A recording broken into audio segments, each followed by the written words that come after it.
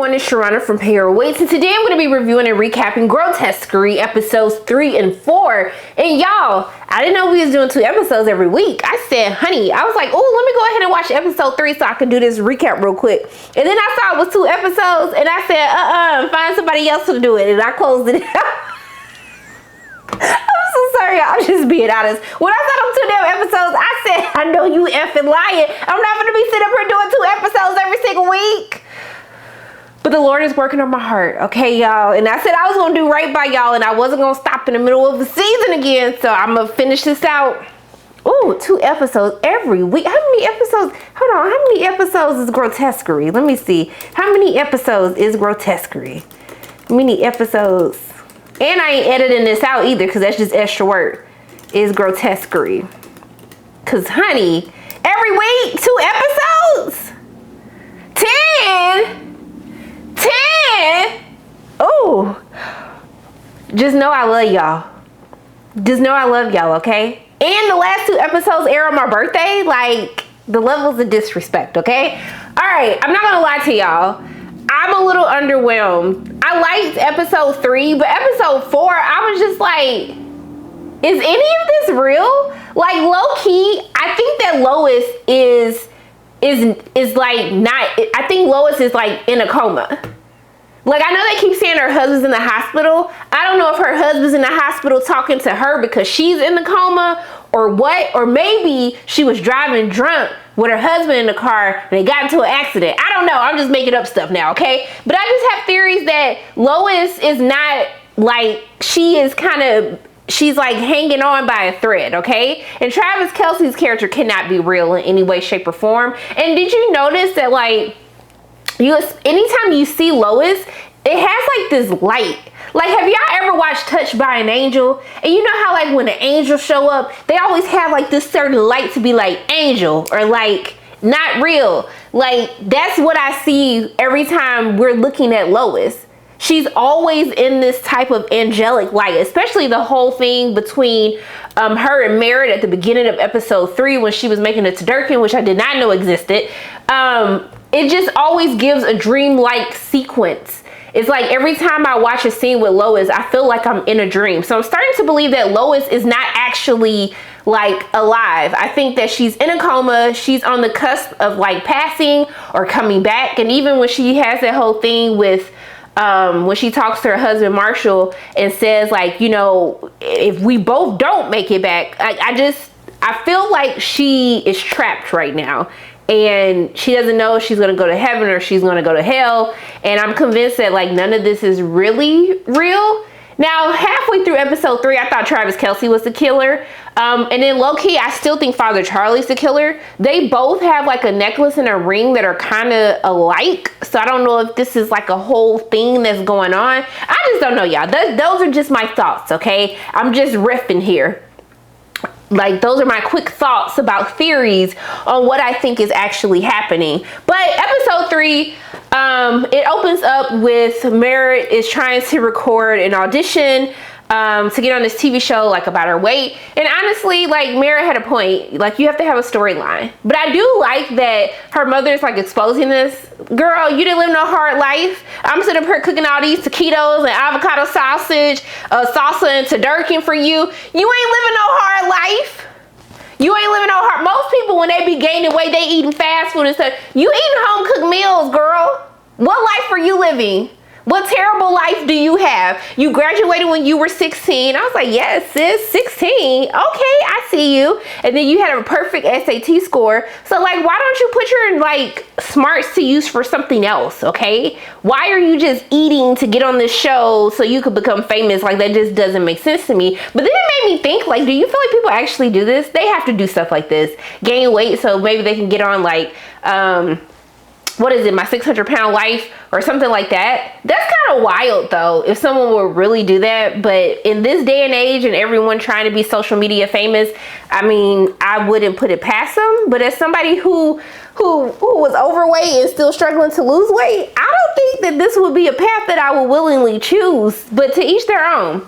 So that turducken did look good. Like, I know that turducken was busting. She was talking about in a Dewey sausage, and you put the duck inside of the turkey, and then Dewey sausage inside of the duck, and it's inside of the turkey. Like, I know it was busting. I know it was busting. But that whole sequence, like, of them, like, having this conversation, you know, she asked her to tell her how her and her dad met. And she's basically saying, like, hey, look, before we get into all of this, if I cook this meal for you, then you can't say nothing else about my drinking.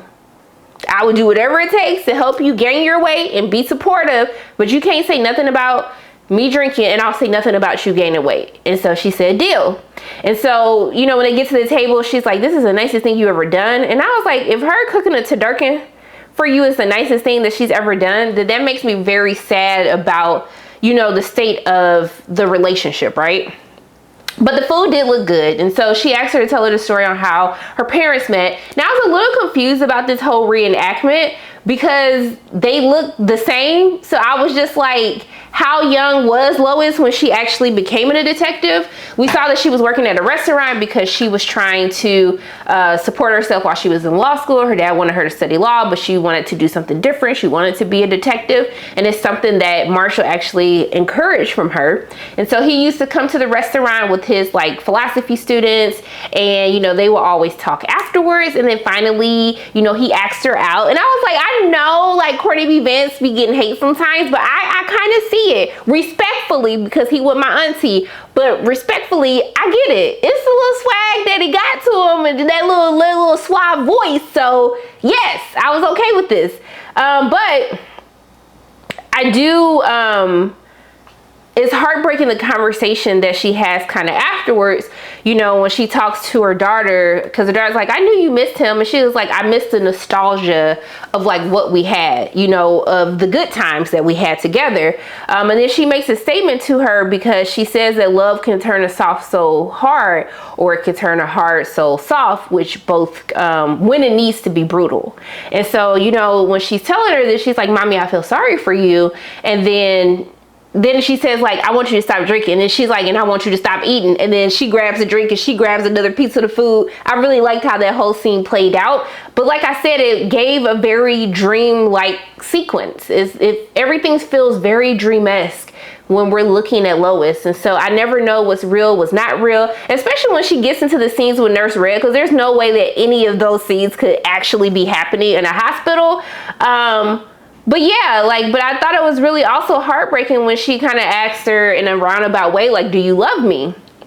And then Lois tells Merritt, like, most days I do, and even when I can't, I still want to. And I was like, dang, like, what happened to make her feel this way? And I kind of want to know what was the catalyst of her drinking problem. Like, what happened? What broke her that made her want to basically escape? And I hope that that's something that we do explore with the rest of all these dang old episodes, because there's still 6 more episodes to talk about. So I'm actually pretty excited to see what that catalyst is, because I'm trying to figure out how do you go from the person that we saw like in this backstory to the person that we see now with this drinking problem. So I was also confused because Mary comes in the room like, Mama, the phone ringing. And I was just like, so you walked to your mama room because the phone was ringing, but you knew she was like passed out drunk sleep.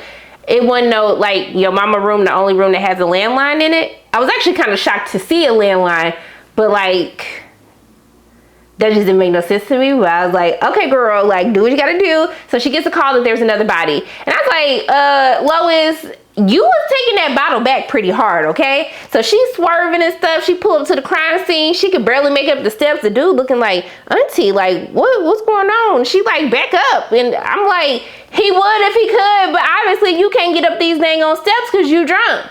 So she walks into a drunk person's worst nightmare. It is like the little flashing lights, and then it's the loud music. I was like, I know her head hurt because my head was hurt listening to this music. And so then we see the next body, which has like a goat head, different body parts all stitched together, and basically someone tied to a pole. So it was different body parts of sex workers, and they were kind of tied to the stripper pole, like kind of on a display in this like party setting. And so Jack tries to tell her, like, hey, you need to go sleep it off. You reek of vodka, like, you obviously drunk. And then she basically read Jack for filth, okay? Because he was like, it's going to take a couple of days to get the DNA back. And she was like, how do you not know who these people are? She started listing their names out, like, these are people that I helped. They're all sex workers. They are people that I've taken care of, people I've arrested. Like, how do you say that you're doing your service to the community by telling me to go home when you don't even know the community's names? These are people within your community. And honestly, that entire scene, that whole monologue that she did going off on them, I said she ate that. I said, okay, Niecy. Okay, Niecy girl. She said, I know I might be drunk all these dang old episodes, but I'm gonna serve y'all with a good little monologue, honey. And I was just like, yeah, she definitely ate that. But she goes to try to apologize to him, and she starts apologizing like, hey, I'm sorry. And then she was like, actually, no, I ain't sorry. I'm not sorry, because you know better. And I was just like, so girl, you can't like go apologize and then do what you want, girl, do what you want, because you still drunk. And she in this meeting, she calls the nun. Jack is like, why is this nun here? And that's the same question that I ask every single episode. And I was dying laughing that when Sister Megan, and Michaela Diamond is so fantastic as Sister Megan, but when she pulls out this little pointing thing and she starts going through stuff, and then Lois is like, bam, you see that? She was like, if I could, I'd fire all of y'all in here. And I said, girl, that's your captain, that's your boss right there. Like, you gonna fire your boss too? She was like, y'all need to do better.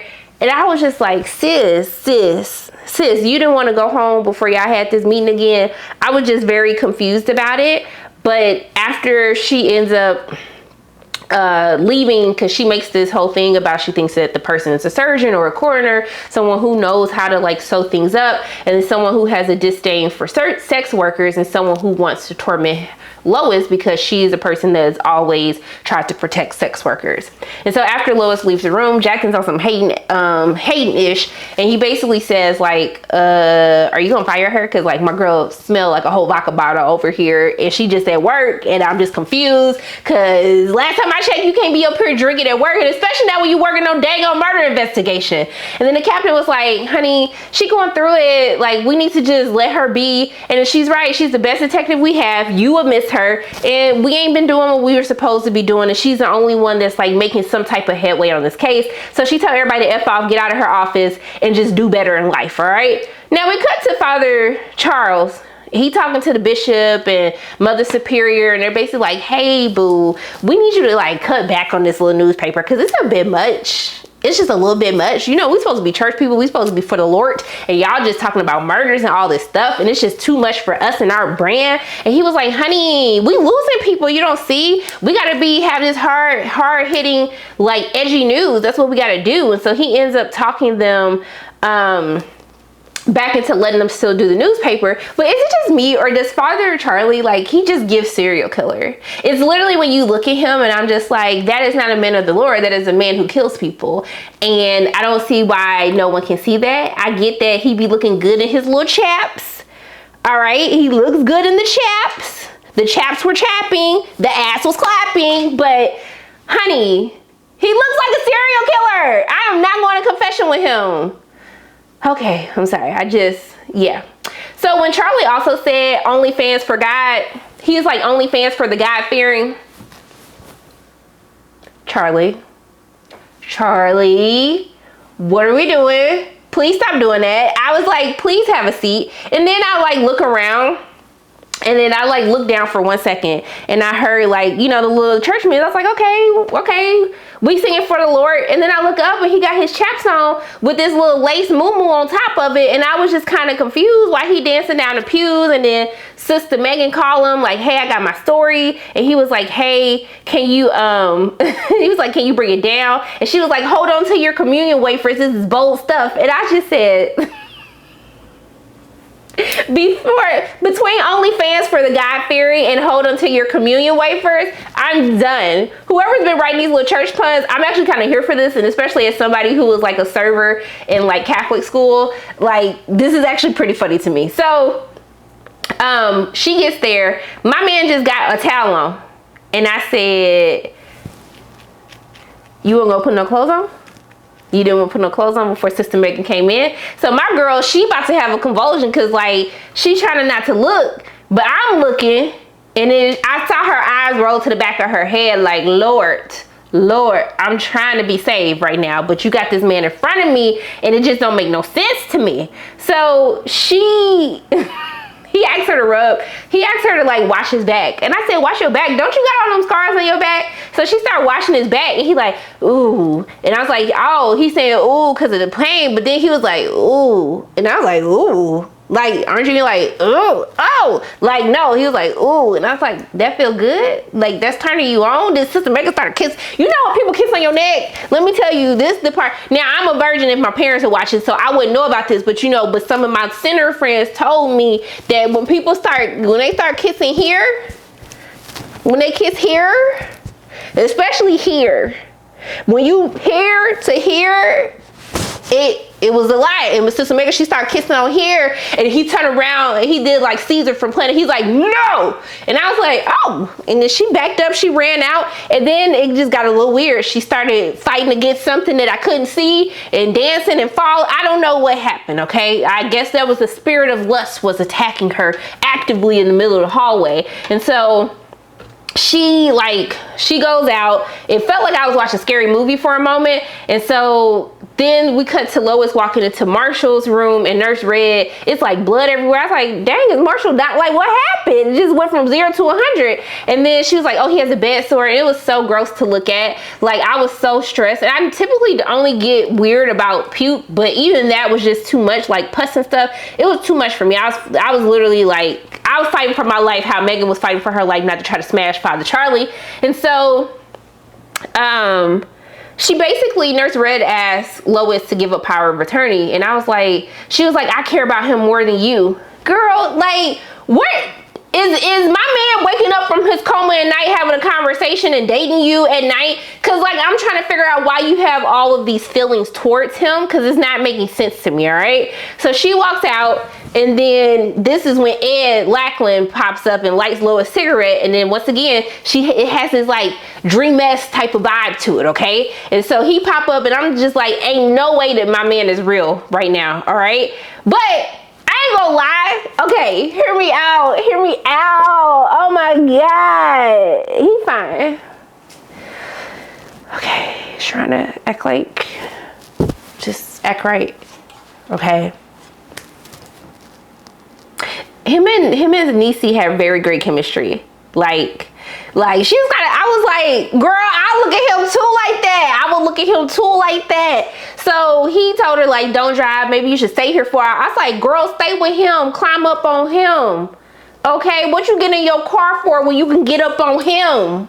What is the point? What are you doing, Lois? Ain't nothing that important. Grotesquerie, wait. You can get your back blown out real quick. It might actually make you work on the case a little bit better. But that's just me. So she ends up leaving. She gets into an accident. She wakes up in the hospital. Her boss is like, ho, you had a whole 13 like blood alcohol level. Like, why? I don't even know how you alive. She handcuffed because she was arrested. And then her boss is like, now I gotta become a bad cop because I gotta bribe people to try to keep you out of jail so you could solve this case. And so Ed is like sitting in the corner looking like, he was like, nah, I ain't gonna say I told you so. And she was like, well, bitch, you just said it. And I was just like, I mean, because I would have walked in like, told you so, but you know I'm petty and Ed isn't. But yeah, does Travis Kelce give you like a beefier Finn? Is it Finn Whitrock?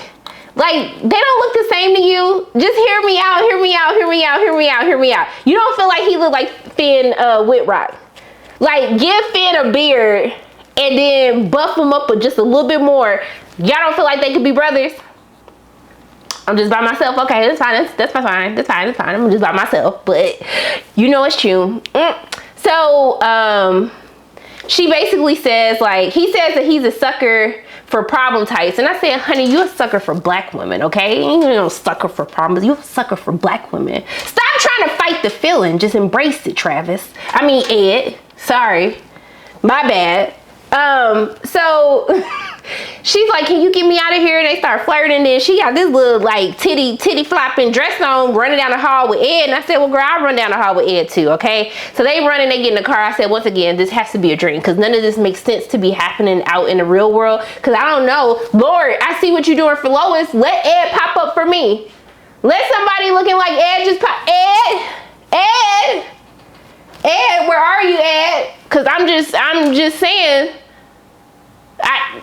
okay, so it gotta be a dream, because I didn't see no Ed popping up for me like that. So the episode kind of like just goes off, and I actually really liked episode 3. Like, I thought it was cute. I love the banter back and forth with them. I don't know what they had to do with the plot outside of him having the same like pendant that the priest was wearing, but I mean, that did it for me. Like, they did it for me. I thought episode 3 was cute, okay? And I actually thought Travis, like, he wasn't too bad. The lines were cheesy that they gave him to say, or he could have been saying it cheesy. I don't know. But I was okay with it. At first, I was judging, and then I was just like, this is just cute. Let me just go ahead and accept what it is, all right? Now, episode 4 is terrible, so I'm not finna spend much time on this, just to let y'all know. I did not like episode 4. Outside of Sister Megan getting her back blown out, like, who cares? I mean, Nurse Red, she's getting evidence on Lois for power of attorney, which I'm confused why Lois would be talking crazy anyway, when she already told her she was recording stuff in the rooms. So now Father Charlie, like on this Peloton, said that we saving your souls from sinning while spinning. We saving souls from sinning by spinning. Okay, I'm sorry, y'all. I just love a good little pun. All right, so Sister Meg spying on him in the corner like a little creep, and then she runs out, and he kind of knows she was there. And then when he goes to the bathroom, she in the bathroom. I said, girl, like, you don't know no privacy boundary, something. And then she's like, hey, I have my story. And I'm like, so bitch, you needed to come into the bathroom to tell me that you had the story? Like, that's just me. But I guess that turned Father Charlie on, and so he says he doesn't like it. And like, they in the room, he dropped his towel, and I said, not Father Ping Ping, like the Father Ping Ping was out in her face, and I was just like, okay, I'm gonna be honest with y'all, okay? Now, when Father Ping Ping came out, like, in my mind, I said, Megan, sister, do what needs to be done. I'm so sorry, Lord, I'm so sorry. I'm just telling the truth. The devil got to me, got in my head for a moment, but I'm back on track. I said, girl, if you don't grab that little, just, okay, I'm sorry. I'm gonna get banned. I'm just saying, just tell me what it tastes like. Okay, I'm sorry. Let me move on, okay? So they started like kissing, and he pulled a pendant, and he's like bang, bang, bada boom, boom. Like, good golly, Miss Molly was getting her back blown out. So yeah, so that's what happened. And I felt like I was gonna go to hell, because I was like, girl, get your back blown out. Just get your back blown out. Like, repent later. Just do what needs to be done, and then tell me what it feel like. Okay, so we see that Ed pops up again, and I had to judge him for a moment, because who says they eat Pop-Tarts that don't have frosting? Like, who does that? Serial killers? That's when I thought he was a killer, actually, when he said that he eats Pop-Tarts without the frosting. He said that was a dessert, and I was just kind of confused by that. So Ed asked her on a date, and I was like, okay, girl, go ahead and get your groove back, Stella. And then they at the AA meeting, and then I was like, why would he do that? I mean, thank you for doing that, but why would he do that? So it feels like he's trying to get her to like make amends, or to choose a better path, which leads me to believe that maybe he's an angel, maybe he is the Grim Reaper. I don't know, but it's just something about him that I know he ain't real. So I think he's like that person just supposed to help her navigate, like, to the land of the living or to the land of the dead. I don't know. But the one dude looked like old dude from Game of Thrones, and I know that's not him, but he looked just like him. The one that was like the little crazy one that was married to Sansa. But yeah, so they go to a restaurant afterwards, and she asked him, like, how did you get caught up like on alcohol and getting free from it? And he was like, he, used to work on, I think, a cruise ship, and he started getting drunk with like the people on the cruise ship, and then he became a dancer, and then he was like, what did they call him? He was Banana Splitter.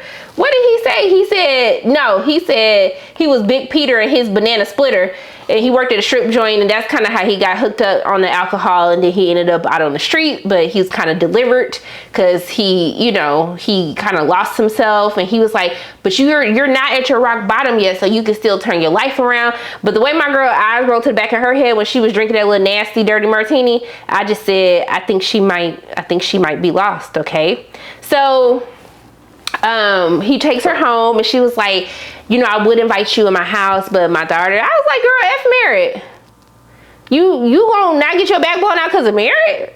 F her. You don't care about, you don't even love her all the time anyway. Let this be one of the times you don't love her, so you gonna get your lover and you can go get your banana split it, okay? Okay, I'm sorry. Let me stop, because I'm gonna get demonetized after this video. All right, so she ends up going home. I like how he was like, is your daughter fine? And I was like, sir, stop it. So he goes home and Lois calls Sister Megan and she ends up wanting to do a confession. And I just felt like Father Charlie was just rude the entire time. Like, I just didn't understand. I was like, are you mad that you had to wake up and do confession? Like, ain't that what you supposed to be on call 24/7 for the Lord? I don't know. And then when she said, you know, I'm starting an affair, and he was like, of course. And I said, Father, what? Of course. You're not supposed to be saying that to nobody in confession. Like, it was too much. So Lois ends up calling. So when she goes home, Merritt tells her that she like solved like this puzzle. She got the box open. And so she calls Lois. She calls Ed, and Ed comes to watch over Lois. And Lois got a whole attitude because she was like, are y'all like smashing or something? And she was like, no, he takes care of your father. She's like, mm-hmm. And then she was like, and he was like, I'm very single. And she was like, oh, you single? So is you gay? And I said, why is that why would that be your next question? And then he was like, no, not yet, but there's still time. And I was I said, okay, I will say, even though I hated this episode, whoever be writing these like little quick hitting lines, I was okay with it. But knowing him, he probably like riffed through this. So she has him come watch, you know, he's watching Merritt, and she leaves to go with Lois on this road trip. And then they end up seeing this like sinkhole that is on fire because it was over some type of gas line. And then this random doctor comes up, Dr. Joseph Ritter. I don't know if I'm supposed to know who he is because like nothing really came out of that conversation. And then she sees this other dude, and I don't know if I'm supposed to know who he is because nothing really came out of that conversation. And then we get into a whole musical A and B selection of Jesus Christ Superstar. And I ain't gonna lie, they ate that. They did that. Did it happen too long? It did, but I was okay. Because I thought it was cool. They was cute. I was like, dang, like Father Charlie, Ping Ping got her singing Jesus Christ Superstar. She feeling like Mary Magdalene now. But we see at the end that there's a girl with blood covered all over her body and her bra and underwear. And then Sister Megan's like, get in. And I was like, get in? Beach, you finna pay for like the fee to clean up all that blood off the cart, all my seats? Like, she better than me. And then she was like, he's coming. Go. They was like, who coming? And I was like, who coming? And I was just like, okay. I could talk about the symbolism. I could talk about the girl being covered in blood. I could talk about the symbolism of the color red throughout the course of the series. But I just don't know what to think anymore. I don't even know if what's happening is real. Is it not real? Is this like Lois's purgatory? Is she having like the battle between heaven and hell on who she's going to be? I don't know. Episode 4 I didn't like. Outside of Sister Megan getting her backbone out, like if that didn't happen, I didn't like it. And I'm starting to feel like Father Charlie may be a one-note character, but I don't know. It's not an acting issue. It's just a writing issue. I feel like everything, I just have such issues with writing these days. But yeah, I don't know. Loved episode 3. Didn't care for episode 4. Let me know what you think. I really hate when I start feeling like they're doing filler episodes. But let me know what you think in the comment section below. Did you love the episode? Did you not like the episode? Like, how are we feeling? Do you think Lois is alive? Is she dead? Do you think that Ed is Grotesquerie? Do you think that Father Charlie is Grotesquerie? Do you feel like Ed is like the Grim Reaper or Angel? Let me know in the comment section below. What are your theories? Let's talk this out because I need to know, because I'm confused every single episode, y'all. I feel like the more episodes I watch, the more confused I get. All right. Those are my thoughts on Grotesquerie, episodes 3 and 4. As always, my name is Sharona from Pay Your Weights, and if you like what you saw today, make sure you hit the like button, hit subscribe, share this video with your friends, and make sure you hit the notification bell. And I love you guys 3000. And until I see you again,